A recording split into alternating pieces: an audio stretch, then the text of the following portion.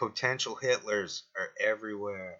They are products of repressive social structures. Comparatively speaking, Hitler's parents were normal. Clara Hitler led a joyless life as a subservient housewife of an authoritarian husband. Aloy Hitler was an imposing patriarchal character who often beat Adolf and chastised him for his failures at school. It is precisely this pathological normalcy in the adults that helped foster a sadistic goon in Adolf.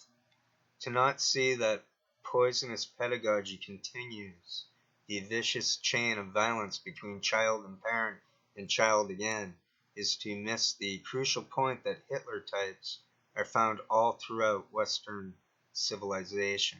Only they haven't been at the right place in the right time, like Hitler was.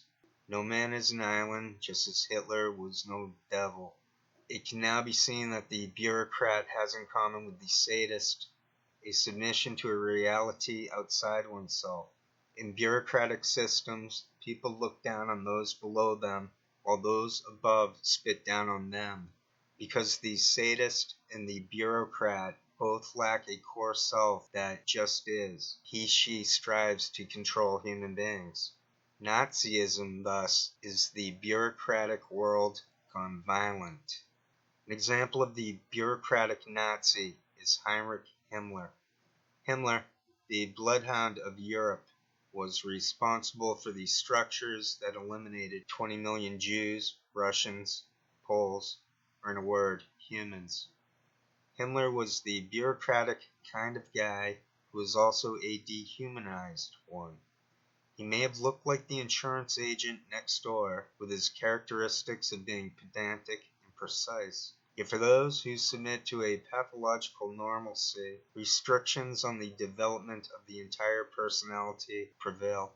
A dry, pedantic life has a pathogenic character, as intensified joylessness breeds more impotence and resentment in the person.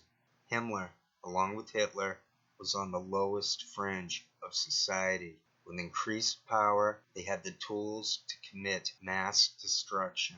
But again, it must be pointed out, as done by Marcuse, Miller, and Fromm, that aggression is not innate, but develops to the degree that repression and pain influences the child.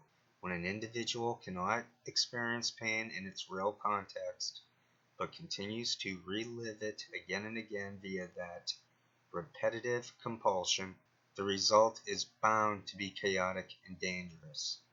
As Erich Fromm explains succinctly in The Anatomy of Human Destructiveness, the malignant forms of aggression, sadism, and necrophilia are not innate.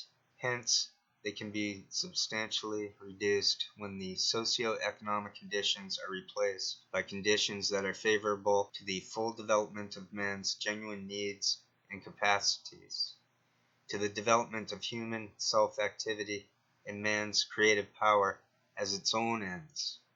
Exploitation and manipulation produce boredom and triviality. They cripple man, and all factors that make man into a psychic cripple turn him also into a sadist or a destroyer. Footnote.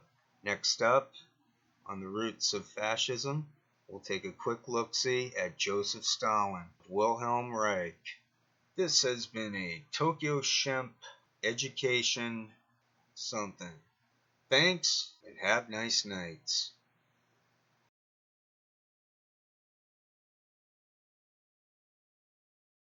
I'm alleging, it seems apparent, that he recently had on a guest from either Belgium or France. She's very suspicious. We'll get to her. If she's French, then she's in the Nine Eyes. And if she's from Belgium, that would make her the 14 Eyes. She did an interview with El Capitan, and she put a copy up on her YouTube page.